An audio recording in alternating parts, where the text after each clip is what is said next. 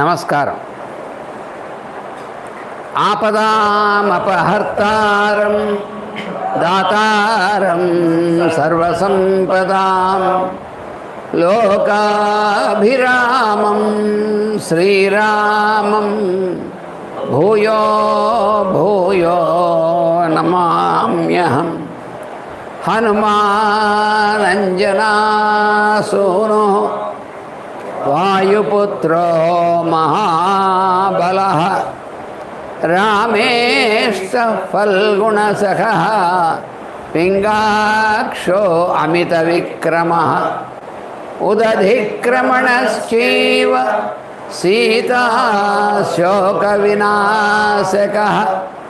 లక్ష్మణ ప్రాణదాతా చ దశగ్రీవస్య దర్పః ద్వాదశీతాని నామాని కపీంద్రస్య మహాత్మనః స్వాపకాలే పఠేన్నిత్యం యాత్రాకాలే విశేషతః తస్య మృత్యుభయం నాస్తి సర్వత్ర విజయీ భవేత్.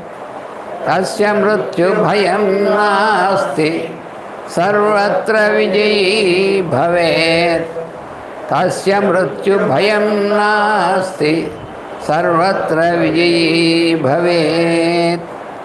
శ్రీరాఘవం దశరథాత్మజమప్రమేయం సీతాపతిం రఘుకులాన్వయరత్నదీపం ఆజానుబాహుమరవిందదళాయతాక్షం రామం నిశాచరవినాశకరం నమామి. రామాయ రామభద్రాయ రామచంద్రాయ వేధసే రఘునాథాయ నాథాయ సీతాయా పతయే నమః. నమోస్తు రామాయ సలక్ష్మణాయ దేవ్యై చ తస్యై జనకాత్మజాయై. నమోస్తు రుద్రేంద్రయమానిలేభ్యో నమోస్తు చంద్రార్కమరుద్గణేభ్యః. తదున్నసం పాండురదంతమవ్రణం శుచిస్మితం పద్మపలాసలోచనం ద్రక్ష్యేతదార్యావదనం కదాన్వహం ప్రసన్నతారాధిపతుల్యదర్శనం. పూజంతం రామ రామేతి మధురం మధురాక్షరం ఆరుహ్య కవితాశాఖాం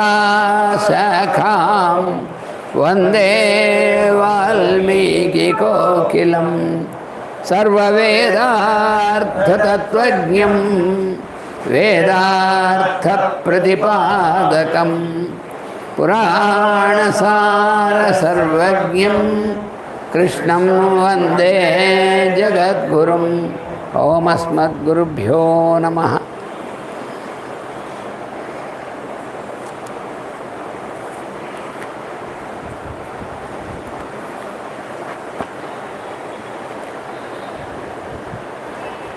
సీతా అమ్మవారి యొక్క దర్శనం పొందాడు. అంటే అమ్మవారు అనుగ్రహించింది. అమ్మవారి యొక్క దర్శనం ఆ శింస్పా వృక్షం పైన కూర్చున్నటువంటి హనుమంతుడికి అమ్మవారు దర్శనమైంది. ఆ అమ్మవారి దర్శనం ఎలా ఉన్నది, ఆ అమ్మవారు ఎలా కనిపిస్తుంది ఆయనకి అని ఇక్కడ మనకి వాల్మీకి మహర్షి చాలా విస్తృతంగా వర్ణిస్తున్నారు. అంటే అది ఆ దర్శనం అనేటువంటిది అంతర్ముఖమైనటువంటి దర్శనం, బహిర్ముఖమైనటువంటి దర్శనం. బయట భౌతికమైనటువంటి రూపంలో కూడా ఆవిడ దర్శనం ఇచ్చింది. అంతర్ముఖమైనటువంటి దర్శనం అంత ముందు నుంచి ఆయన ఆ దర్శనం అవుతూనే ఉంది. అందుకనే ఆవిడే సీత ఆ లక్షణాన్ని బట్టి అని అనుకున్నాడే, అది ఎలాగా ఆయనకి ఎలా తెలుసు? ఆవిడ లక్షణాలు ఎలా ఉంటాయి, ఆవిడ ఎలా ఉంటుంది ఏమిటి అనేటువంటిది. పైగా అప్పుడు రావణుడు ఆవిడని అపహరించి తీసుకొచ్చినప్పుడు కట్టుకున్నటువంటి ఆ వస్త్రమే మళ్ళీ ఇప్పుడు కాక ఉందనేటువంటిది, ఆ వస్త్రం ఎలా ఉంటుందనేటువంటిది, ఇవన్నీ హనుమంతుడికి ఎలా తెలుసు అంటే, మనం ఎలా తెలుసు అనేటువంటిది ఈయన ఇక్కడ చెప్పడు. కానీ ఎలా తెలుస్తుంది అంటే, పంపించినప్పుడు రాముడో లక్ష్మణుడో చెప్పి ఉంటారు. ఎందుకంటే ఆవిడ ఇలా ఉంటుందయ్యా, ఇలా ఉంటుంది, ఆ బయలుదేరినప్పుడు ఇటువంటి చీర కట్టుకుని ఉంది, ఇవన్నీ ముందు చెప్పుంటారు. అదొకటి. రెండోది, కిష్కింధలో ఆ పైనుంచి వెళుతున్నప్పుడు, ఋష్యముఖం పైనుంచి వెళుతున్నప్పుడు ఆవిడ తన ఆభరణాలన్నీ తీసి మూటగట్టి పడేసినప్పుడు పైకి వెళ్ళి చూసినప్పుడు సుగ్రీవుడు, నలుడు, నీలుడు, హనుమంతుడు ఉన్నారు, నలుగురు ఉన్నారు. అప్పుడు నలుగురు వానరులు ఉన్నారని చెప్పి ఆవిడ చూసిందని చెప్పి రాశారు. అందుకని ఆ చూసినప్పుడు కూడా కొంత కనిపించింది ఆవిడ. అంటే ఆవిడే సీత అనేటువంటిది కన్ఫర్మేషన్ ఇప్పుడు. కానీ కొంత ఆ రావణాసురుడు చేత హరింపబడుతున్నటువంటిది ఆవిడ కనిపించింది. అయితే ఇప్పుడు ఆవిడ బయలుదేరినప్పుడు రావణాసురుడు ఆవిడని అపహరించిన రోజున ఏ వస్త్రం ధరించింది అనేటువంటిది ఈయనకి రాముడో లక్ష్మణుడో తెలిపి ఉండాలి కదా బయలుదేరేప్పుడు. ఆవిడ ఆనవాళ్ళు ఎలా ఉంటుంది, ఆవిడ ఎలా ఉంది అనేటువంటిది. అందువల్ల మళ్ళీ ఇప్పుడు చూశాక అయితే అప్పుడు ధరించినటువంటి వస్త్రంతోనే ఉంది, ఏకవస్త్రంతోనే ఉంది. ఇలాగా ఇంత డీటెయిల్డ్గా ఈయనకి అయితే ఆ దర్శనం అనేటువంటిది అది చూసి తెలుసుకోవడం అనేటువంటిది. ఇంక ఇది కాకుండా ఆవిడ ఇది మామూలుగా భౌతికంగా పైన ఉన్నటువంటి దర్శనమే కాకుండా అసలు ఆవిడని చూస్తే అంతకుముందు నుంచి ఆయన ఏ ధ్యానంలో ఎవరినైతే చేస్తున్నాడో ఆవిడ యొక్క దివ్యమైనటువంటి అసలు అమ్మవారి యొక్క రూపం అనేటువంటిది ఎలా దర్శనం ఇచ్చింది అని ఇక్కడ చెప్తున్నారన్నమాట. ఇక్కడ హ్రియమాణ తదా తేన రాక్షస కామరూపిణ యథారూప హి దృష్ట సా యథారూపే యమంగన అని నిన్న మనం చెప్పుకున్నాం ఈ శ్లోకం లాస్ట్లో. యథారూప హి దృష్ట అంటే అక్కడ అక్కడ ఎలా ఉన్నటువంటి రూపంలో ఉందో తథారూప యమంగన ఇక్కడ ఆ రూపంలోనే ఉంది అని చెప్పడంలో ఇదంతా అర్థం ఉందన్నమాట. పూర్ణచంద్రాననాం శుభ్రూం చారువృత్తపయోధరాం కుర్వతీం ప్రభయా దేవీం సర్వా వితిమిరాదిశ. ఇక్కడ సీతామ్మవారి గురించి ఇచ్చినటువంటి శ్లోకాలని మన పూజ్య సోదరులు పుణ్యశాస్త్రి గారు ఆయన రాసినటువంటి వ్యాఖ్యానంలో ఈ శ్లోకాలని సీతా సూక్తం అనుకోవచ్చు మనం అని రాశారు ఆయన. అక్షరాల నిజం. ఎందుకంటే సీతామ్మవారిని ఇప్పుడు మనం పురుష సూక్తం, స్త్రీ సూక్తం ఇలా సూక్తాలు మనం చదువుకుంటున్నాం. ఆ సూక్తంలో ఆ స్త్రీ సూక్తం ఉందనుకోండి, అమ్మవారి లక్ష్మీ అమ్మవారి యొక్క వైభవం యొక్క వర్ణం అంతా ఆవిడ జగత్ మొత్తానికి అయినటువంటిది, జనన అయినటువంటిది, అవన్నీ కూడా శ్రీ సూక్తం ఎలా ఇస్తారో ఆ శ్రీ సూక్తం అలా చదువుకుంటున్నప్పుడు మనకి దర్శనం ఎలా అవుతుందో అలా ఇప్పుడు సీతామ్మవారి గురించి ఇక్కడి నుంచి ఇచ్చినటువంటి కొన్ని శ్లోకాలు ఉన్నాయి. అంటే హనుమంతుడు ఎలా దర్శించాడు, ఆయనకి దర్శనం ఎలా కలిగింది అనేటువంటిది. దీన్ని పుణ్యశాస్త్రి గారు సీతా సూక్తం అని అనుకోవచ్చు మనం అన్నారు. అంతే. అంటే అది కనుక నిజంగా దీన్ని నిత్యం మనం ఆ శ్లోకాలని చదువుకుంటూ, ఎందుకంటే ఆ శ్లోకాలు చాలా మహిమ కలిగినటువంటి శ్లోకాలు. మహిమ అంటే అందులో అటువంటి శక్తి ఉంది అమ్మవారికి. అందుకని ఇక్కడి నుంచి అవే అన్నమాట. పూర్ణచంద్రాననాం శుభ్రూం చారువృత్తపయోధరాం కుర్వతీం ప్రభయా దేవీం సర్వా వితిమిరాదిశ. ఆవిడ పూర్ణచంద్ర ఆనన, ఆవిడ ఆననం, ఆవిడ వదనం, ఆవిడ మొహం అంతా కూడా, అంటే ఇక్కడ సంస్కృతంలో అంటే ముఖం అంటే నోరు అని అర్థం, వదనం పూర్ణచంద్ర ఆననం, ఆననం వదనం అంటే మొత్తం ముఖం అన్నమాట. తెలుగులో మనం మొహం అంటాం మామూలుగా. ఇది ఇందాక అమావాస్య అయిపోయినటువంటి మర్నాడు ఉన్నటువంటి చంద్రరేఖ ఎలా ఉంది అని అప్పుడు చెప్పారు. మరి వెంటనే మళ్ళీ ఇప్పుడు పూర్ణచంద్ర ఆననం అంటున్నాడు ఏమిటినా అన్నట్టుగా ఉంటుంది. మరి అక్కడే ఉంది తమాషా. అంటే ఏమిటి, హనుమంతుడికి ఆయన యొక్క అమ్మవారి దర్శనంలో ముందు రేఖామాత్రంగా దర్శనమిచ్చింది. చంద్రుడి యొక్క మొదటి రేఖ ప్రతిపత్ ముఖ్యరాకాంత అనే ప్రతిపత్ అంటే మొదటి తిథి, అంటే ఇవాళ మన మొదటి తిథి అన్నమాట అమావాస్య తర్వాత. ఆ అమావాస్య వెళ్ళిపోగానే కనిపించేటువంటి చంద్రరేఖ లాగా ఉందని పైన ముందు మనం చెప్పుకున్నాం. అలా ముందు కనిపించింది. అలా కనిపించి క్రమక్రమంగా ఇప్పుడు పూర్ణచంద్రానన పూర్ణిమ నాటి చంద్రుడిలాగా కనిపిస్తుంది. అంటే ఏమిటి, ఆ మొదటి రేఖ నుంచి 15 రోజులు పడుతుంది కదా పూర్ణిమ దగ్గరికి వచ్చేప్పటికి, పూర్ణం కనిపించడానికి. మరి ఈయనకి అలా ఎలా కనిపిస్తుంది అంటే, ఆయన ఏ స్థితిలో ఉన్నాడు, యోగస్థితిలో, సంపూర్ణమైనటువంటి యోగస్థితిలో ఉన్నాడు హనుమంతుడు. అందుకని ఆ సంపూర్ణమైనటువంటి యోగస్థితిలో ఉన్నటువంటి ఆయనకి మనకి అలా పట్టిందని ఆయనకు కూడా అంత రోజులు పట్టక్కర్లేదు. అంటే ఆవిడ అప్పుడే అలా మారిపోయింది. ఆవిడ మారిపోవడం కాదు, ఆవిడ ఎప్పుడు ఆవిడలాగే ఉంటుంది. మన దర్శనంలో యొక్క ఉన్నటువంటి ఆ ఎక్స్పాన్షన్ ఆఫ్ అవర్ విజన్ అంటారు. ఆమె యొక్క దర్శనం మనం పొందేటువంటిది, దానిలో ఉన్నటువంటి విస్తృతి వస్తుంది మనకి. అది ఈయనకి కొద్ది క్షణాలు వచ్చేస్తుంది. మనకి కొన్ని రోజులు పట్టచ్చు, సంవత్సరాలు పట్టచ్చు, జన్మలు పట్టచ్చు మనకి. అవని హనుమంతుడికి ఎంతసేపు అది. మనకి భగవద్గీత గురించినటువంటి చెప్పినప్పుడు, మాస్టర్ గారు చెప్పినప్పుడు, ఆ భగవద్గీత మొత్తం ఇంతసేపు కొంతమంది ప్రశ్న వేస్తూ ఉంటారు. ఏమండి, యుద్ధంలో ఉండి ముందు నుంచునుంటే, అటు ఇటు సైన్యాలుంటే, ఇంతసేపు భగవద్గీతలా ఉపదేశం చేస్తూ ఉంటే ఇంతసేపు వాళ్ళందరూ అలా కూర్చొని చూస్తున్నారా?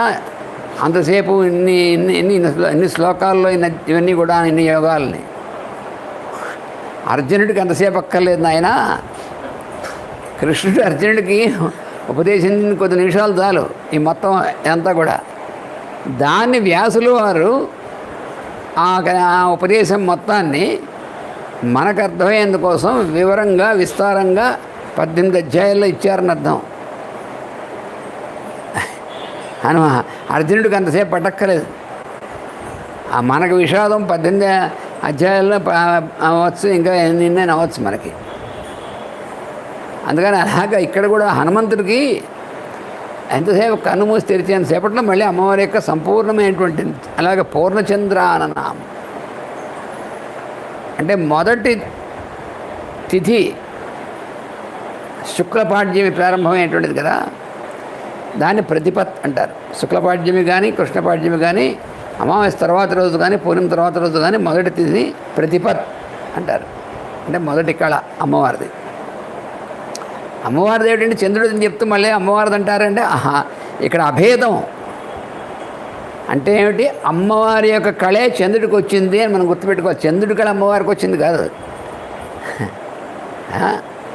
మనవాడి పోలికండి తాతగారికి అన్నట్టుగా ఉంటుంది.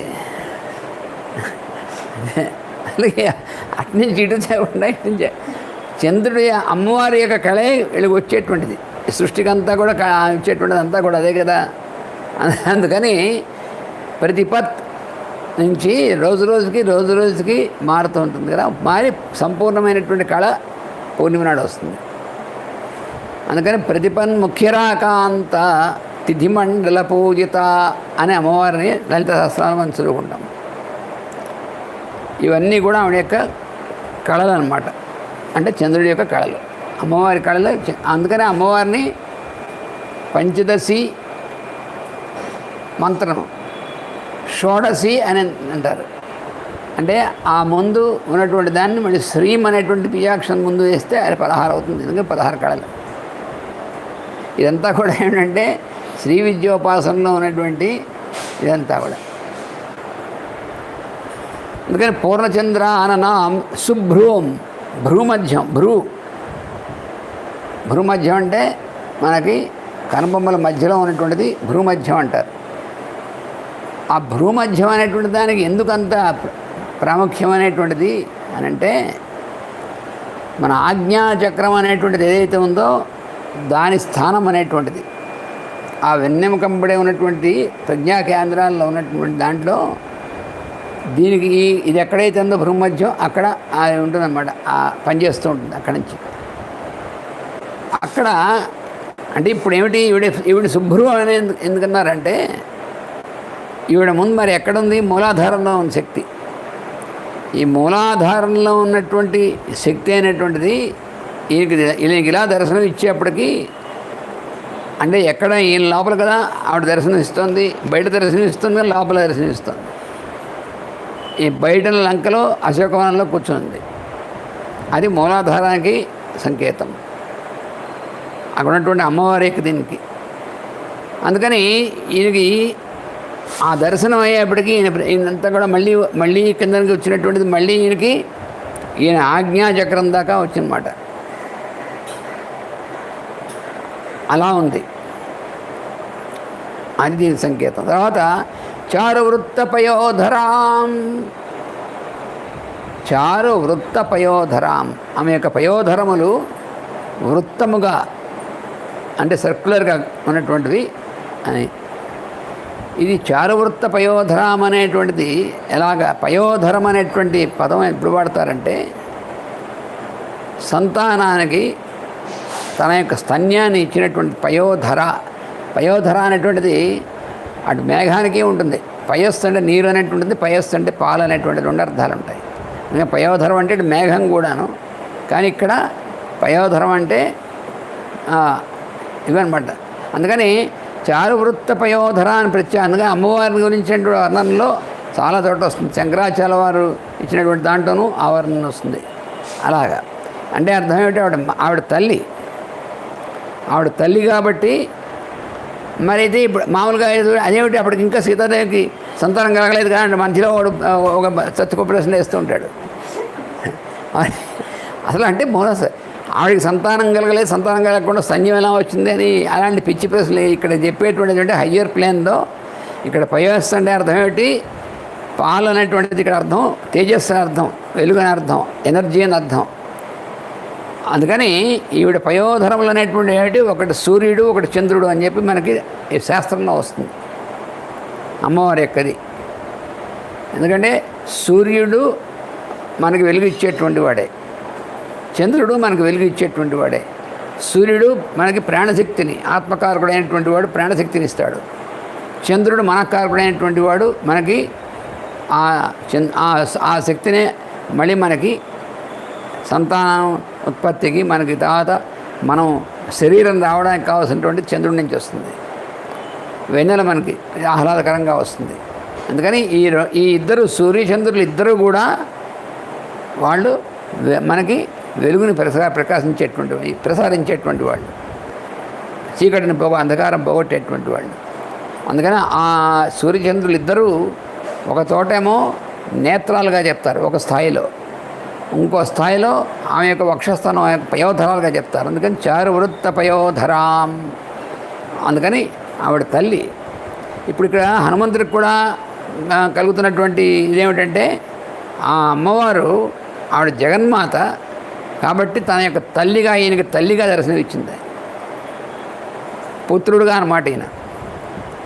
అందుకని ఆమె యొక్క అనుగ్రహం అనేటువంటిది, ఆమె నుంచి వచ్చేటువంటి శక్తి అనేటువంటిది, ఆ శక్తి ఆమె యొక్క స్తన్యముగా అంటే దాంతో సమానంగా వచ్చినటువంటిది. సరిగ్గా శంకరాచార్య వారు అలాంటి అయినటువంటి వాళ్ళందరూ కూడా వాళ్ళు ఇచ్చినటువంటి వర్ణనలో ఇలాగే ఉంటుంది. అంటే అందరూ ఇలాగే ఎందుకు ఇస్తారంటే అది ఆ శాస్త్రానికి సంబంధించినటువంటిది, ఆ ఎక్స్పీరియన్స్ అనేటువంటిది అది. అందుకని తల్లి అనేటువంటి దీనికోసం అన్నమాట అది. అందుకని చారువృత్త పయోధరాం కుర్వతీం ప్రభయా దేవి సర్వా వితిమిరా దిశ. తన యొక్క ప్రభయా, తన యొక్క ప్రకాశంతో సర్వాదిశ అన్ని దిశల్ని కూడా వితిమిరా, తిమిరం అంటే అంధకారం, వితిమిర అంటే అంధకారం లేకుండా తొలగించి పారేస్తుంది ఆవిడ. తన యొక్క వెలుగుతో, తన యొక్క ప్రకాశంతో ఎక్కడా చుట్టూ కూడా అంధకారం అనేటువంటిది లేకుండా చేసేస్తుంది అన్నమాట. వీటి ప్రతి ఒక్కదానికి మనకి లలితా సహస్రనామంలో కనపడుతుంటుంది. అంటే మనం కొరిలేట్ చేసుకోవాలంతే. తాం నీలకంఠీం బింబోష్ఠీం సుమధ్యాం సుప్రతిష్ఠితాం. నీలకంఠి, ఆవిడ యొక్క కంఠం నీలకంఠి అన్నాడు. అదేమిటంటే నల్లగా ఉంటుందా కంఠం దగ్గర, అంతా మిగతా శరీరం అలా ఉండి నల్లగా ఉంటుందా అర్థం కాదు. అక్కడ ఉన్నటువంటిది నీలకంఠి అనేటువంటిది ఏమిటంటే అది కూడా మనకు అమ్మవారి యొక్క దీంట్లో అక్కడ ఆయన శివుడు, ఆయన నీలకంఠుడు, ఆ శివుడు యొక్క శక్తి కాబట్టి ఆవిడ కూడా నీలకంఠి అనేటువంటిది. అక్కడ ఉన్నటువంటి దానికి ఏమిటంటే అక్కడి నుంచే మనకి బయటికి వచ్చేటువంటి స్వరం వచ్చేటువంటిది స్థానం కదా అది. అందువల్ల ఆ కంఠాన్ని అందుకు నీలకంఠి అంటారు. ఆ నీల అంటే అది నీలం అంటే మనం బ్లూ అని అర్థం, లేదా బ్లాకిష్ అని అర్థం. రెండింటికి నీలం అనేటువంటిది వస్తుంది. నీలవర్ణం అంటే అది తమాషా అయినటువంటి ఒక వర్ణం అన్నమాట. అది మన ఆకాశంలో చూస్తే అది బ్లూగా కనిపిస్తుంది. కానీ మనకి నలుపు. మరి రాముడు ఇక్కడ ఏమిటంటే రాముడు ఎలా ఉంటాడు, ఆయన వర్ణం నీలవర్ణం. ఆయన్ని నిరంతరం స్మరిస్తూ ఉంటున్నటువంటి ఆవిడ. ఆయన్నే రాముడి స్మరణ తప్ప ఆవిడకి ఇంకోటి ఏం లేదు. అందుకని నీలవర్ణుడైనటువంటి స్వామి యొక్క ఆయన యొక్క స్మరణలో ఉన్నటువంటిది. అందుకని ఆవిడ కంఠి నీలకంఠి అనేటువంటిది కూడా ఆ విధంగా ఉంది. బింబోష్ఠీం, ఓష్ఠం అంటే పెదిమె. ఆ పెదిమె అనేటువంటిది బింబం. బింబం అంటే మామూలు అర్థం ఏంటి, దొండపండని అర్థం, ఎర్రగా ఉంటుంది. దొండకాయ పండి ఎర్రగా ఎలా ఉంటుందో అలా ఉంది అని అర్థం మామూలుగా చెప్తారు కవులు ఎక్కువ వర్ణాల్లో. ఇది అలా కాదు. ఇక్కడ బింబం అనేటువంటిది ఏమిటంటే ఫోకస్ అన్నమాట. అంటే ఎక్కడి నుంచి అయితే లైట్ వస్తుందో అది బింబం అంటారు దాన్ని. అందుకని మనం సూర్యబింబం, చంద్రబింబం అంటూ ఉంటాం. అలాగా ఆ ఓష్టం అనేటువంటి దాని నుంచి కూడా అది కూడా దాంతో పోల్చారనమాట. ప్రకాశం అనేటువంటిది వచ్చేటువంటిది బింబం. సుమధ్యాం అంటే ఆవిడ యొక్క శరీరం యొక్క మధ్య భాగం ఉందే అది సుమధ్యాం, చాలా విశిష్టంగా ఉండవలసినటువంటి విధంగా ఉంది మామూలు వర్ణనం. ఈ మధ్య అనేటువంటిది ఉందే, మధ్య భాగం అంటే ఈ సుమధ్యం అంటే అర్థం ఏమిటంటే పైలోకానికి భూలోకానికి మధ్యలో ఉన్నటువంటి లింక్ అన్నమాట. అందుకు ఆ సుమధ్యం అంది. పైన ఉన్నటువంటి సువర్లోకం, కింద ఉన్నటువంటిది భూలోకం. ఈ సువర్లోకానికి భూలోకానికి ఉన్నటువంటి మధ్యలో ఉన్నటువంటిది భువర్లోకం. ఈ భువర్లోకం అనేటువంటిది మనకి శక్తిమయమైనటువంటి లోకం. అది ఆ పైన ఉన్నటువంటిది తేజోమయమైన లోకం సువర్లోకం. మధ్యలో ఉన్నటువంటి శక్తిమయమైనటువంటి లోకం, కింద ఉన్నటువంటిది ద్రవ్యమైనటువంటి లోకం. అందుకని ఆ పైకి దీనికి ఉన్నటువంటి కనెక్షన్, మధ్యలో కనెక్టింగ్ ఉన్నటువంటి లోకం ఉందే అది మధ్య భాగం అన్నమాట. అది అందుకని సుమధ్యమాం అని. సుప్రతిష్ఠితాం అంటే బాగా ప్రతిష్ఠింపబడినటువంటిది. ప్రతిష్ఠింపబడడం ఏంటండి అంటే ఇక్కడ బాగా ప్రతిష్ఠింపంటే బాగా నుంచుందా లేదా బాగా కూర్చుందని అర్థం కాదు. ఆవిడ మొత్తం అన్నిటి యందు కూడా వెల్ ఎస్టాబ్లిష్డ్ అంటే అర్థం ఏమిటి? ప్రతిష్ఠిత అంటే సుప్రతిష్ఠ అంటే వెల్ ఎస్టాబ్లిష్డ్. ఏమిటి వెల్ ఎస్టాబ్లిష్డ్ అంటే? మొత్తం సృష్టి అంతా కూడా ఆవిడ వ్యాపించి ఉన్నటువంటిది. ఆవిడ ప్రజెన్స్ అనేటువంటిది అంత అన్ని చోట్ల ఆవిడ ఉంటుందన్నమాట. ఆవిడ అలా ఉన్నటువంటిది కనబడింది. అంటే అంతా కూడా ఆవిడే ఉందంటే కనబడింది ఆవిడ. సీతాం పద్మఫలాసాక్షీం మన్మథస్య రతిం యథా. ఇంకా ఎలా ఉంది? పద్మఫలాసాక్షీం, తామర యొక్క రేకుల్లాగా ఉన్నటువంటి అక్షం అంటే కనులు కలిగినటువంటిదిగా ఉండి అలా ఉంటూ ఎలా ఉంది? మన్మథస్య రతిం యథా, మన్మథుడు యొక్క భార్య అయినటువంటి రతిదేవిలా ఉంది అన్నారు. ఏమిటంటే ఆవిడ పట్టుకుని అలా అంటారు? అలాగే చూడాల్సింది. ఇందాక తల్లిలా కనిపించింది, మళ్ళీ ఇప్పుడులా కనిపించింది, ఏమైనా మతి లేదా? అది కాదు అర్థం. అదేమిటంటే మనస్సు అనేటువంటి దాన్ని, ఆ మనస్సు అనేటువంటి దాన్ని మధించడం అనేటువంటి చేసేటువంటి వాడు కాబట్టి మన్మథుడు అంటారు. ఈవిడ ఆ మన్మథుడు అయినటువంటి వాడికి కూడా వాడి యొక్క భార్య రతీదేవి అంటారు. మన్మథుడికి రతీదేవి ఎట్లాగో అని అంటే ఈవిడ స్వామి ఆయన యొక్క ఇదే కనిపిస్తుంది ఆవిడలో. అందుకని స్వామి కంటే అనన్యమైనటువంటిది, స్వామి యందే ఆయన యందే నిమగ్నమైనటువంటిది, ఆయన్నే తెలుస్తున్నటువంటిది ఆ రమించడం అన్నమాట. రమించడం అంటే ఆవిడ యొక్క ఇది ఎలా ఉంటుంది? ఆయన ప్రజ్ఞ అయితే ఈవిడ శక్తి, వాడిద్దరూ వీడిదేయడానికి వీళ్ళైనటువంటిది. అందుకనే శంకరాచార్య వారు వర్ణిస్తూ శివశక్త్యాయుక్తో యది భవతి శక్త న ప్రభవితం అన్నాడు.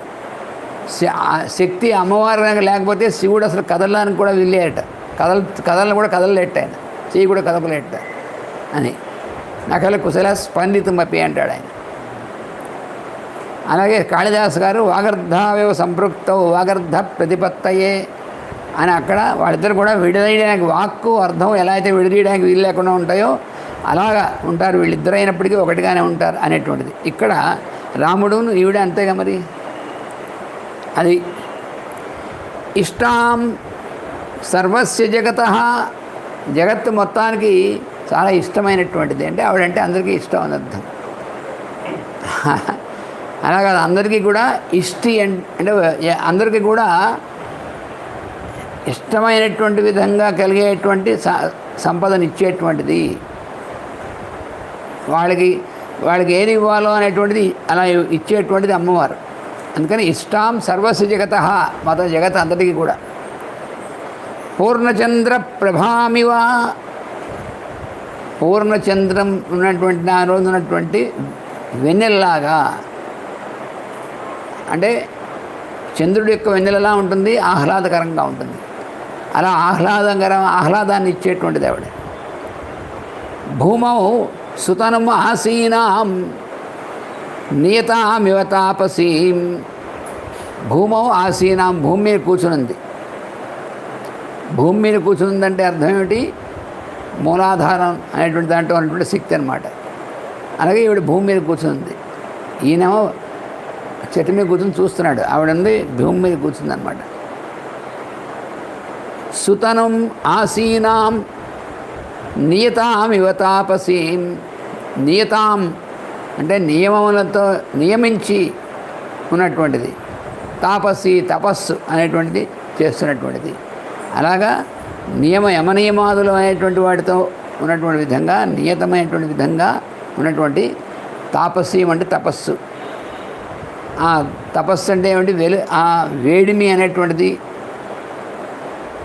అందుకనే అగ్నివర్ణాం అన్న, అందుకని తాం అగ్నివర్ణాం తపసా జ్వలంతీం అని మన దుర్గా సూక్తంలో ఉన్నటువంటి మంత్రం.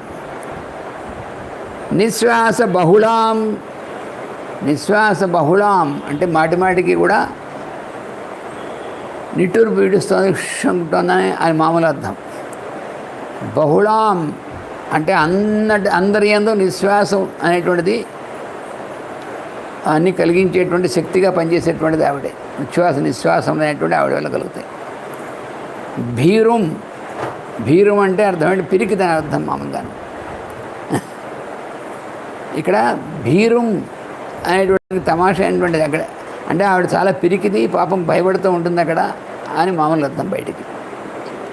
కానీ లోపల ఉన్నటువంటిది అంటే ఈవిడికి భయపడుతున్నట్టు కనిపిస్తుందా అంటే భయపడిపోతుంది. పాపం చుట్టూ రాక్షస స్త్రీలు ఉన్నారు, అందరు చూసి అన్ని భయపడిపోతుంది, అలా ఉందని మామూలుగా అర్థం. భీరం భుజగేంద్ర వధువుమివ. భుజగేంద్ర వధువు అంటే ఆడపాము, నాగిని అన్నమాట. ఆ నాగిని లాగా అన్నాడు, అలా భీరువుగా ఉందని. అంటే పాము ఎలా భయపడుతుందో అలాగే అర్థం. నాగిని అనేటువంటిది ఏమిటంటే మనలో వెన్నెముకలోంచి పనిచేసేటువంటి సుషుమ్న అనేటువంటిది ప్రజ్ఞ. అది ఎలా ఉంటుంది అంటే అలా అది వైబ్రేషన్, ప్లేన్ ఆఫ్ వైబ్రేషన్లో ఉంటుంది. అది ఎనర్జీ కదా, శక్తి కదా. అందుకని వణుకుతూ ఉంటే భీరువం పిరికిన అర్థం కదా అక్కడ. అలా శోకజాలేన మహతా వితతేన వితతేన నరాజతీం. మహతా శోకజాలేన, చాలా ఎక్కువగా ఉన్నటువంటి శోకం అనేటువంటి దీనివల్ల, జాలం అంటే ఆ పైన కప్పు అనమాట, దానివల్ల వితతేన ఉన్నటువంటి వల్ల నరాజతీం, బయటికి శోభించటం లేదు అన్నారు. సంసక్తాం ధూమజాలేన శిఖామి విభావసౌ. అందుకని ఆ ధూమం అంటే పొగతో ఉన్నటువంటి దీనివల్ల కప్పబడినటువంటి నిప్పులాగానే. తాం స్మృతిమివ సందిగ్ధాం వృద్ధిం నిపతితామివ. స్మృతిమివ సందిగ్ధాం, ఆవిడ స్మృతి,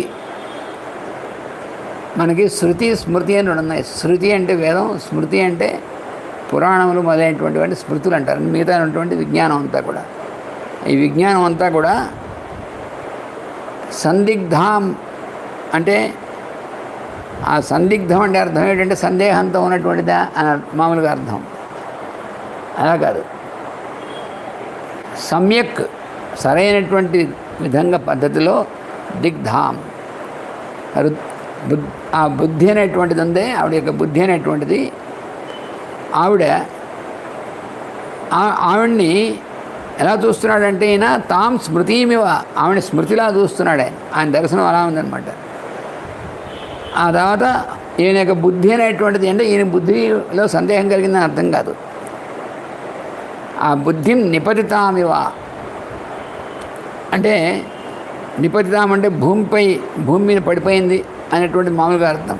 భూమి పడిపోయినటువంటిది కాదు. అంటే అర్థం ఏంటి? బుద్ధి అనేటువంటి దీన్నంతా అంతా కూడా ఈ మొత్తం ఈయనకి ఆమెను చూసిన తర్వాత అంత ముందు ఉన్నటువంటివి అన్నీ క్లియర్ అయిపోయాయి అన్నమాట దీనిలో. విహతామివ శ్రద్ధామ ఆశాం ప్రతిహతామివ. విహతామివ శ్రద్ధాం అంటే శ్రద్ధ అనేటువంటిది ఏదైతే ఉందో అది విహతామివ, శ్రద్ధ అంతా కూడా విడిపోయిందట. శ్రద్ధ విడిపోవడం ఏంటండి? ఆమెను చూసేప్పుడు శ్రద్ధగా అంతకుముందు శ్రద్ధ అనేటువంటిది ఉంది, అది విడిపోయిందంటే అంటే అర్థం ఏంటి? ప్రయత్నం ఏదైతే ఉందో ఆమెను దర్శించడానికి, దర్శనం అయిన తర్వాత ఈ ప్రయత్నాలన్నీ ఇంకేం ఉండవు, అది ఇక్కడ అర్థం. ఆశాం ప్రతిహతామివ అంటే ఆశ అంటే ఏమిటంటే మనసులో కలిగేటువంటి భావాన్ని ఒక అర్థం. ఆశ అంటే దిక్కులని కూడా అర్థం. ఆశాం ప్రతిహతామివ అంటే అర్థం ఏమిటి? మనసులో ఉన్నటువంటివి ఏవి కూడా వికల్పాలు లేకుండా పోయాయనేటువంటిది ఒకటి. రెండోది అన్నీ ఏ దిక్కులు విడది, ఈ దిక్కు ఇది, ఈ దిక్కు తను విడదీయాల్సిన అన్ని దిక్కుల సర్వదా అంతా కూడా ఒకటిగా ఉన్నటువంటిది. సోపసర్గాం యథాసిద్ధిం బుద్ధిం సకలుషామివ. అలాగే మామూలుగా అర్థం ఏంటంటే సకలుషాం, కలుషంతో కూడినటువంటి బుద్ధి కలుషంతో కూడినటువంటి దాంతో ఉన్నటువంటి విధంగా కళంకాలతో కూడినటువంటిది ఉన్నటువంటిది అని అర్థం. అంటే అలా పాపం ఆవిడ రాక్షసుల మధ్యలో ఉండిపోయి ఆ బుద్ధి పనిచేయకుండా ఉండి అలా కలుషితం అయిపోయి ఉందని అలా మామూలుగా అర్థం. అలా కాదు, ఈయన ఆవిడని అలా దర్శిస్తాడు ఎక్కడైనాను. అంటే అంటే ఏమిటక్కడ ఆ రజోగుణం తమో గుణాలతో ఉన్నటువంటి వాళ్ళందరూ చుట్టూ ఉన్నటువంటి దగ్గర ఆ దాంతో కూడా కలిసి ఉన్నటువంటిది లాగా ఉందనంటే అర్థం వాళ్ళందరూతో ఆవరింపబడిందనమాట. అభూతేన అపవాదేన కీర్తిం నిపతితామివ. అలాగే కీర్తి అభూతి అంటే అభూతం అంటే జరగనటువంటిది, అపవాదము అనేటువంటిది, అపవాదం అనేటువంటిది కూడా అపవాదం అంటే మిథ్య, ఏం లేనటువంటిది. అలా దానివల్ల కీర్తి అంటే ఎవరికైనా సరే కీర్తి అనేటువంటిది ఉంటే అది ఈ అభూత కల్పనలో మిథ్య అనేటువంటి వాటి వల్ల ఆ కీర్తి అంతా పోతుంది. అలాగా కీర్తి అంతా కూడా పోయినటువంటి దానిలా కనబడుతోంది. ఆవిడ కీర్తి పోవడం ఏంటి అమ్మవారికి అంటే ఈయన దర్శనంలో ఎలా ఉందంటే ఈ ఆ కీర్తి అనేటువంటి అవి అలా విడివిడిగా ఉన్నటువంటివి, అపవాదం అనేటువంటిది ఇవన్నీ ఏమి అంటే ఈ లక్షణాలన్నీ కూడా మామూలుగా పనిచేసేటువంటివన్నీ కూడా నిపతితాం, అవన్నీ లేకుండా తొలగిపోయినటువంటిది అన్నమాట. రామోపరోధ వ్యధితాం రక్షోగణ నిపీడితాం అబలాం మృగసేవాక్షీం వీక్షమాణాం తతస్తతః. రామోపరోధ వ్యధితాం అంటే ఏమిటి? రాముడికి సమీపంగా ఉండడం అనేటువంటిది, రాముడి దగ్గరగా లేడనేటువంటిది వ్యధ కలిగినటువంటి విధంగా ఉంది అని. రక్షోగణ నిపీడితాం, రాక్షసుల చుట్టూ ఉన్నటువంటి వాళ్ళు ఆవిడ మాటిమాటికి నువ్వు రావణాసుడు చెప్పింది విను, నువ్వు అని చెప్పింది విను, వీళ్ళని ఇబ్బంది పెడుతూ ఉంటారు. వాడు అందుకే పెట్టాడు వాడిని, అందుకని వాళ్ళ చేత పీడింపబడుతున్నటువంటిది. అబలాం అంటే బలము లేనటువంటిది. మృగసేవాక్షీం లేడీ యొక్క కన్నులు కలిగినటువంటిది, చిన్న పిల్లలేడి యొక్క కన్నులు కలిగినటువంటిది. వీక్షమాణాం తతస్తతః అటు ఇటు చూస్తున్నటువంటి విధంగా అలా కనిపిస్తోంది అన్నారు. రాక్షసులు చేత పీడింపబడుతున్నటువంటి పీడ అంటే రాక్షసులు పీడించడం అంటే ఆ ఉన్నటువంటి చోటు చుట్టూ ఉన్నటువంటిదంతా కూడా రాక్షస గణములు అనేటువంటి పనిచేస్తున్నటువంటిది కదా, అందుకని వాళ్ళ మధ్యలో ఉన్నటువంటిది అర్థం పీడితం అంటే. బాష్పాంబు పరిపూర్ణేన కృష్ణ వక్రాక్షిప క్ష్మణ వదనేన అప్రసన్నేన నిశ్వసంతి పునః. అలాగే ఈవిడ బాష్పాంబు పరిపూర్ణేన, ఆ నయనాల కళ్ళలోంచి బాష్పములు, కంటి నీరు నిండినటువంటి కళ్ళతో ఉన్నటువంటిది. అలాగే దానివల్ల కృష్ణ వక్రక్షిపక్ష్మణ, ఆ కన్ను కొలకలు ఉన్నాయే అవి ఆ నిరంతరం కళ్ళతో నీళ్ళతో ఉన్నటువంటి దానివల్ల అవి వక్రంగా ఉన్నట్టుగా అటు ఇటు ఉన్నట్టుగా కనిపిస్తుంటాయి.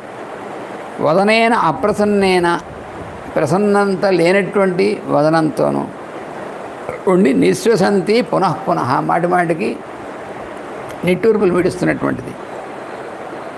మలపంకధరాం దీనాం మండనార్హం అమండితాం. మలపంకం అంటే ధూళి అంతా కూడా, దానివల్ల బురద ధూళి ఉన్నటువంటిది ధరించినటువంటిది. దీనాం అదే మలపంక దీనాం. మలపంకం అంటే ధూళి అంటే అర్థం ఏమిటి? మనకి ఈ సృష్టి మొత్తానికి ఉన్నటువంటిది రజస్సులు అంటారు. రజోగుణము రజస్సులు అంటే ఇక్కడ డస్ట్ అని అర్థం. ఈ డస్ట్ అంటే ఏమిటి అర్థం? ఈ డస్ట్ అనేటువంటిది ఈ లోకాలన్నీ నిర్మాణం కలగడానికి కావాల్సినటువంటి డస్ట్ అన్నమాట. ఇది లోకాలు నిర్మించేటువంటిది. ఆ పంకం ధరించినట్టు దాన్ని పంకంగా ధరించింటాడు. అంటే మామూలుగా మనకి ఎలా ఉంటుందంటే చెమట పట్టేసి డస్ట్ పట్టేసి ఉంటే అదంతా ఒళ్ళు పట్టేసి ఉంటుందన్నమాట. ఇక్కడంటే ఇది ఆ మలపంకం కాదు. ఈవిడ సృష్టి మొత్తానికి కావాల్సినటువంటిది అంతా కూడా ఆవిడ ధరించి ఉంటుందన్నమాట. అది స్టార్ డస్ట్ అని అంటారు చూసారా, ఆ సోలార్ సిస్టమ్స్ అన్నీ వాడి దంపినటువంటిది. అలా అన్నమాట. ఆ తర్వాత మండనార్హం అమండితాం, ఆవిడ మండనార్హమైనటువంటిది. మండనం అంటే అలంకారం, అన్ని అలంకారాలకి అర్హమైనటువంటిది, అర్హం కలిగినటువంటిది. అమండితాం, కానీ ఏవి అలంకారాలు లేకుండా ఉంది.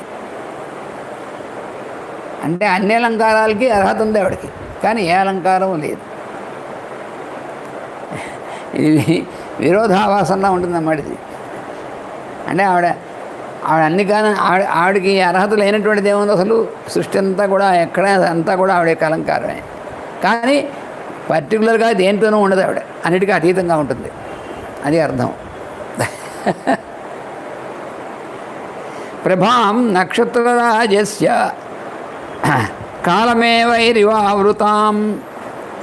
నక్షత్రరాజు అంటే వాడు చంద్రుడు. నక్షత్రరాజు అనేటువంటి వాటి వెలుగులాగా ఉన్నటువంటిది అటువంటి విధంగా ఉంది. అయినప్పటికీ అలా ఉన్నప్పటికీ కూడా ఆవిడ ప్రభ అంటే ఇది మన మేఘాలు పట్టినటువంటి చంద్రుడిలా ఉందిట. తస్య సందిదిహే బుద్ధిస్తథా సీతాం నిరీక్ష్య చ ఆమ్నాయానాం అయోగేన విద్యాం ప్రసిద్ధిలామివ. ఆవిడ హనుమంతుడి యొక్క బుద్ధి సందేహంలో పడింది అన్నాడు. తాం నిరీక్ష్య, ఆవిడ చూసిన తర్వాత తస్య బుద్ధి తథా సందిదిహే, ఆవిడ చూసేప్పటికీ ఆవిడ చూసిన తర్వాత ఆయన బుద్ధి సందేహంలో పడింది అన్నాడు. ఎలాగ ఉందట అది అంటే ఆమ్నాయానాం అయోగేన విద్యాం ప్రసిద్ధామివ. ఆమ్నాయము అంటే వేదం అనేటువంటిది. అది దాని యందు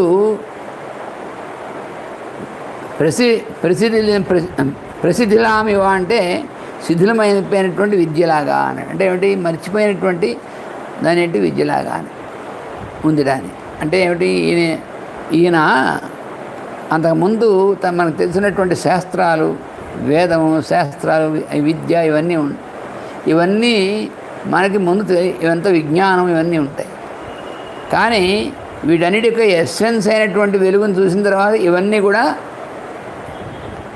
దాంట్లో కరిగిపోతాయి. అది స్పెసిఫిక్గా వాడమంటే యతో వాచో నివర్తంతే అప్రాప్య మనసా సహా ఆనందం బ్రహ్మణో విద్వాన్ అని మనకు ఉపనిషత్తులో ఉన్నటువంటిది.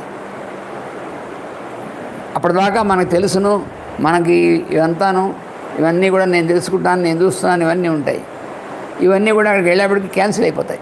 అది ప్రసిద్ధిధామివ అంటే, ప్రసిద్ధిలామివ అంటే అర్థం. అది దుఃఖేన బుబుధే సీతాం హనుమాన్ అనలంకృతాం సంస్కారేణ యథా హీనాం వాచమర్ధాంతరం గతాం. ఆవిడ అలంకారం అనేటువంటిది అనలంకృతాం. అనలంకృతాం అంటే అలంకారం లేకుండా ఉన్నటువంటి దానిగా ఆవిడ్ని బుబుధే తెలుసుకున్నట్టు ఆయన.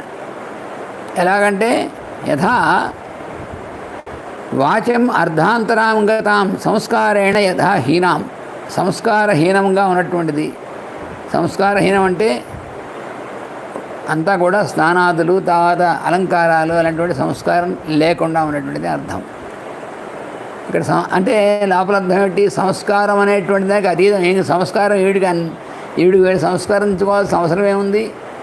ఆవిడ అన్నిటికీ వెలుగిచ్చేటువంటిది ఆవిడైతే, అందుకని అతీతమైనటువంటిది అన్నమాట. సంస్కారం హీన అంటే లేకుండా ఉన్నటువంటిది అర్థం, అంటే దానికి అతీతమైనటువంటిది అర్థం. వాచం అర్ధాంతరం గతాం అంటే ఏమిటి? వాక్కులో ఈ వాక్ అనేటువంటిది ఉచ్చరించినటువంటిది యొక్క అర్ధాంతరం అంటే లోపల ఉన్నటువంటి అర్థం ఏదైతే ఉందో, మనం ఉచ్చరించినటువంటి వాక్కు ఉన్నటువంటి అర్థం, దాని అంతర్గతం, ఆ వాక్ యొక్క ఎస్సెన్స్గా ఉన్నటువంటిది అర్థం.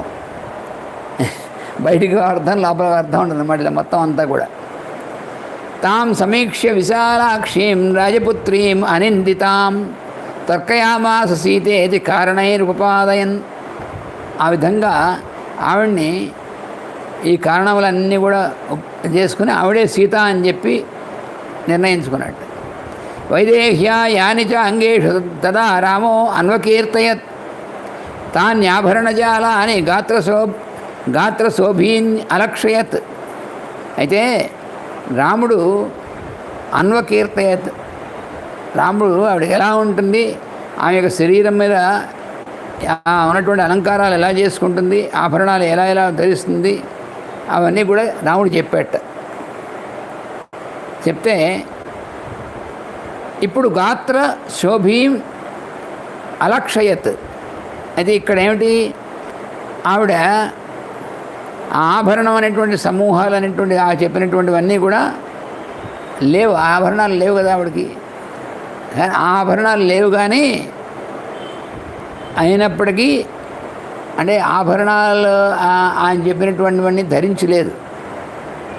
లేకపోయినప్పటికీ ఆమె ఉన్నటువంటి ప్రకాశం అనేటువంటిది ఉందే, అది కనబడుతోంది. సుకృతౌ కర్ణవేష్టౌ చ స్వదంష్టౌ చ సుసంస్థితౌ మణివిద్రుమ చిత్రాణి హస్తేషాభరణాని చ. కుండలములు అనేటువంటివి, తర్వాత కర్ణానికి పెట్టుకునేటువంటివి, ఇంకా ఆభరణాలు అనేటువంటివి ఉన్నాయి. అవి ఇవన్నీ కూడా, అలాగే చేతికి ఉన్నటువంటి ఆభరణాలు,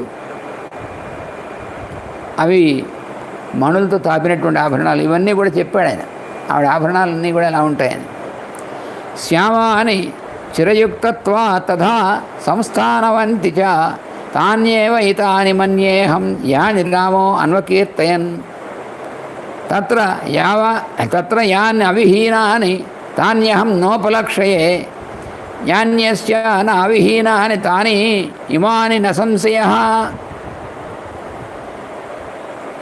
అయితే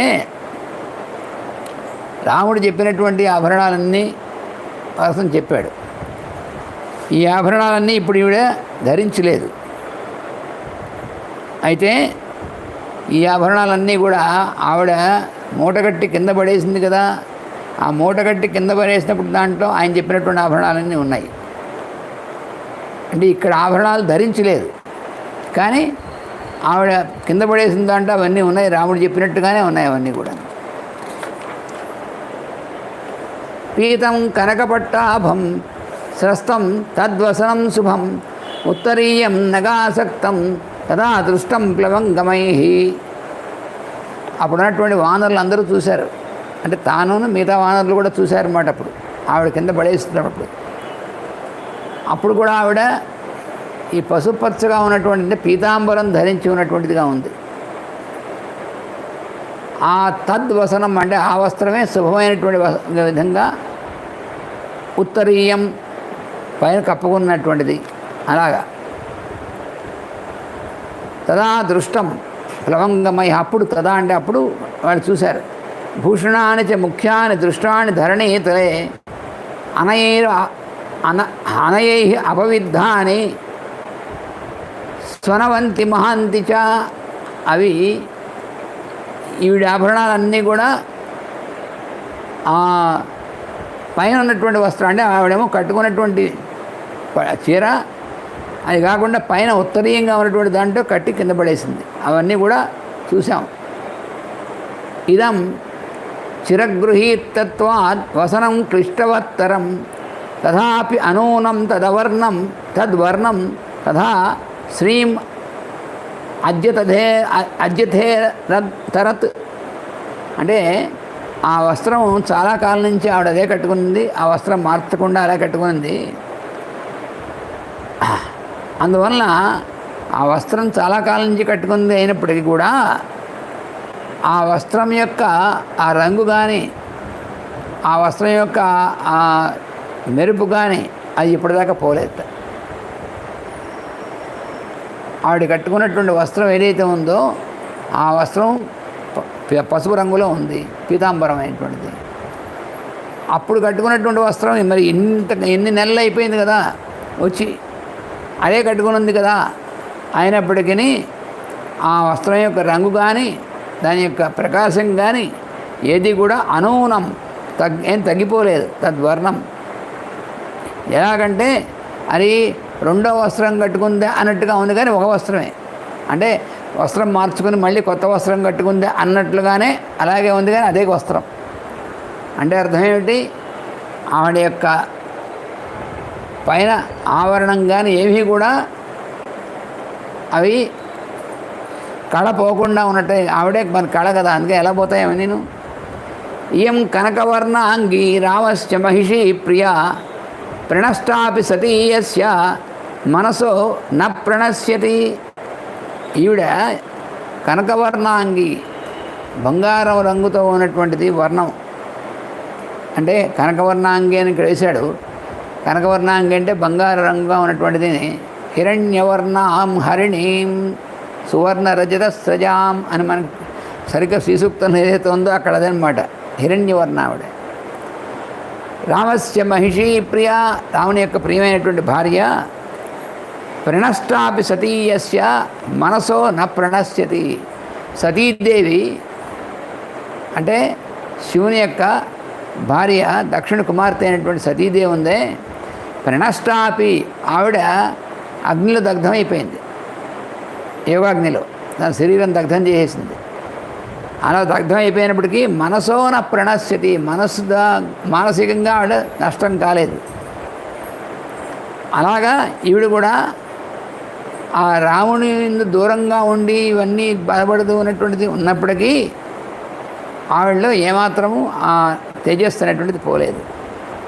ఇయం సా యత్కృతే రామశ్చతుర్భిర్హ తప్యతే కారుణ్యేన అనుశంసేన శోకేన మదనేన చ. ఈవిడే 4 లక్షణాలతో రాముడు ఎప్పుడు కూడా తపస్సు చేస్తూ ఉంటాడు, తప్పింపబడుతూ ఉంటాడు ఈవిడ కారణంగానే. అలా రాముడు చేత తప్పింపబడుతున్నటువంటిది ఈవిడ. ఒకటేమిటంటే కారుణ్యేన, కరుణ అనేటువంటి దాంతోనూ, తర్వాత అనుశంసేన అంటే ఏమాత్రం ఏవగింపు లేకుండా ఉన్నటువంటి విధంగాను, అటువంటి భావంతోనూ, శోకేన శోకం. మన నిరంతరం రాముడు కూడా ఈవిడ హరింపబడింది, రాక్షసుడు ఎత్తుకుపోయాడు అనేటువంటి శోకంతో ఉన్నాడు కదా, అందుకే శోకంతోనూ, మదనైన చ ఆమె యందు ఉన్నటువంటి ప్రేమ అనేటువంటి దాంతోనూ, వీడ ఈ 4 లక్షణాలతోనూ ఈవిడ కోసం తపస్సు చేస్తున్నాడు రాముడు అన్నాడు. స్త్రీ ప్రణష్టేతి కారుణ్యాద్ ఆశ్రితేత్యాన్ అనృశంస్యతః పత్నీ నష్టేతి శోకేన ప్రియేతి మదనేన చ.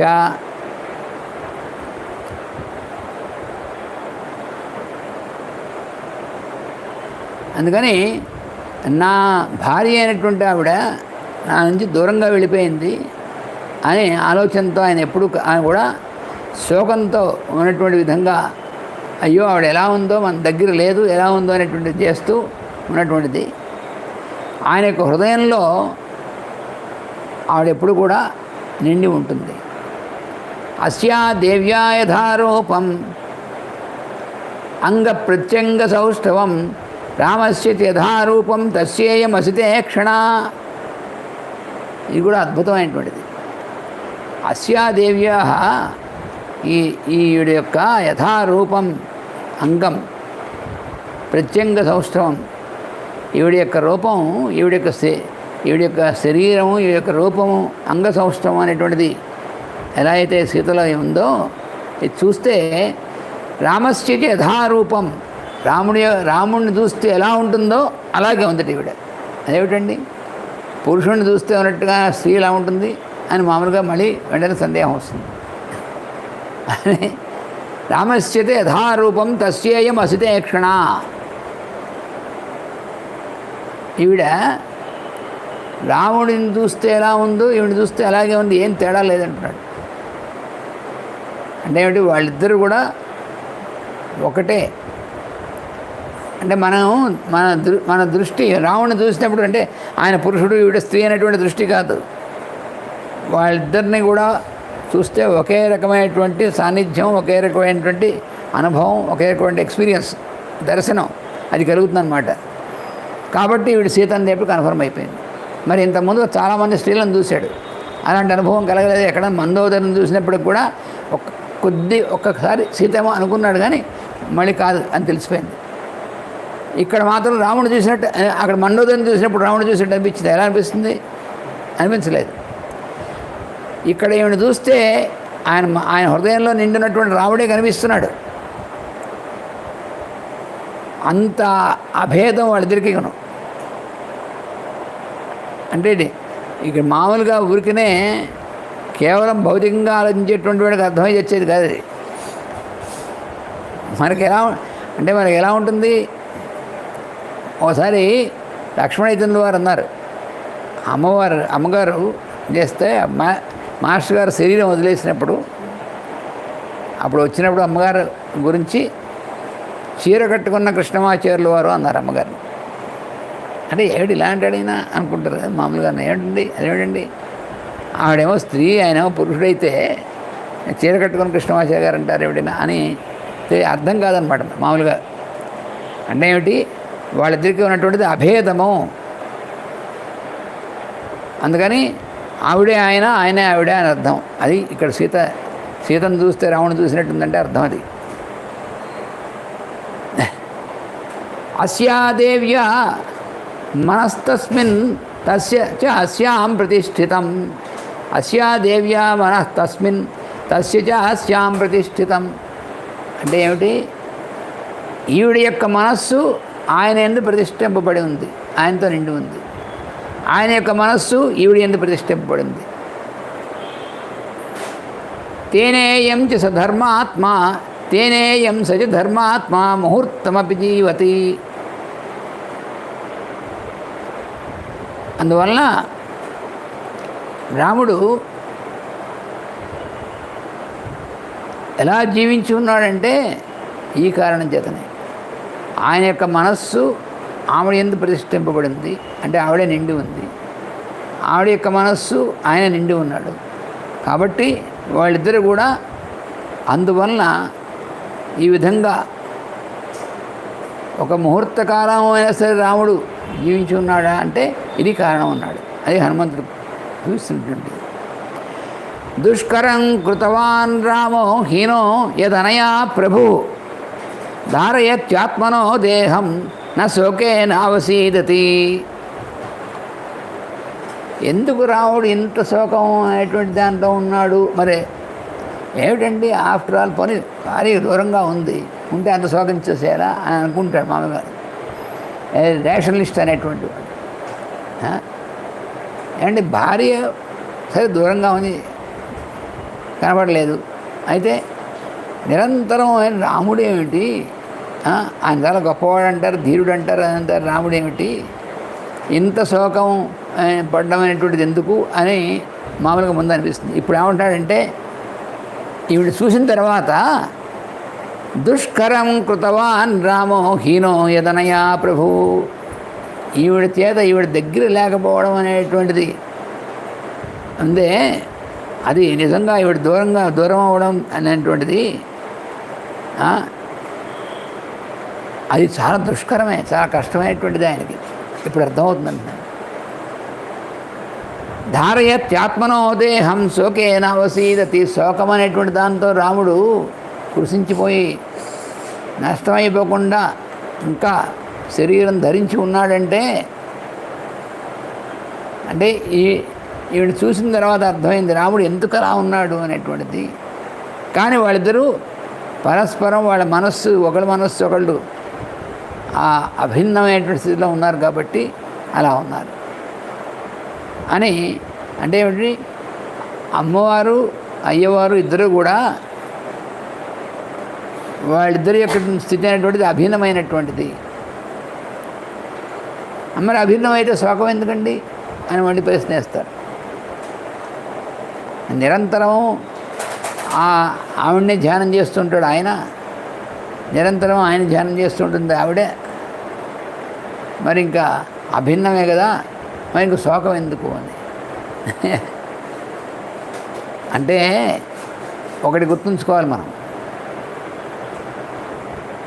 ఇక్కడ మానవుడిగా అవతరించడం అనేటువంటిది చేశాడు కదా, అందుకని మానవుడిగా ఉన్నప్పుడు ఎలా ఉండాలి అలా చేశాడు. అంతేగాని దేవుణ్ణి నేను ఏడవకూడదు, బాగుండదు అలా ఉంటే ఏడిసినట్టు ఉంటుంది.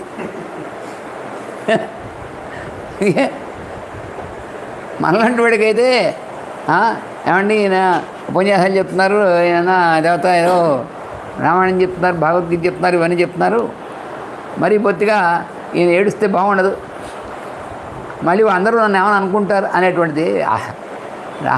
రాముడు అలాంటి ఉన్నటువంటి వాడైతే రాముడు ఎందుకు అవుతాడు?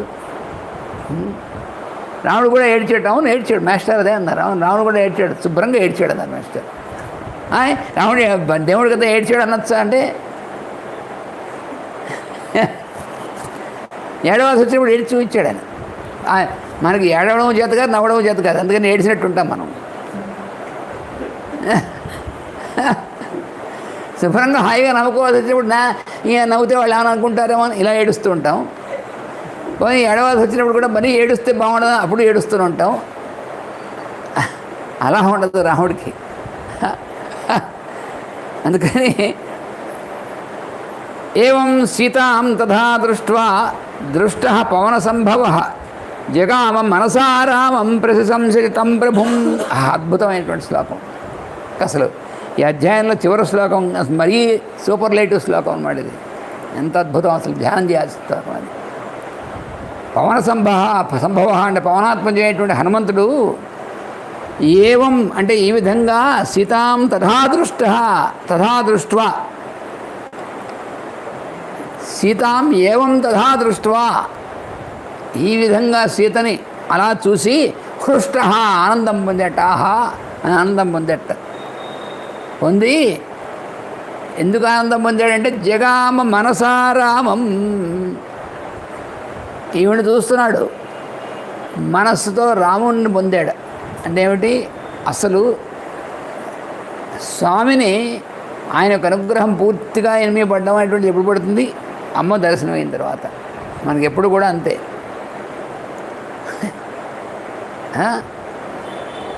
డైరెక్ట్గా మాకు స్వామివారి కింద ఎలా కుదరదు. అలా మాస్టర్ గారు కూడా శ్రీపతి ఏదో రాశారు, ముందు అమ్మవారిని తీసి అమ్మవారి అనుగ్రహం అయితేనే ఆవిడ పంపిస్తుంది.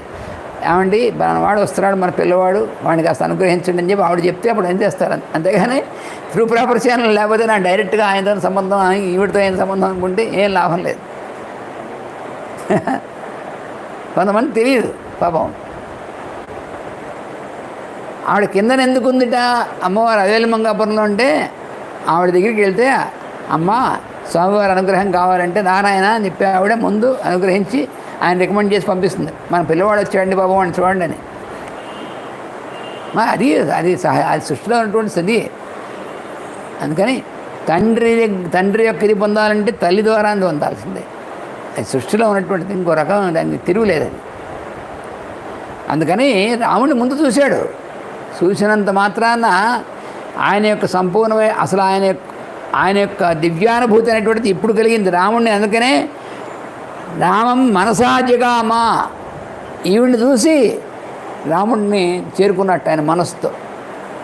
ఎంత అద్భుతం అండి అసలు. మనకు మనం తొందరగా ముందు అసలు అర్థం కాదు. ఏమిటి కన్ఫ్యూజన్ ఏం లేదు, ఇన్ఫ్యూషన్ ఇది అంత ప్రొఫ్యూషన్ కూడాను.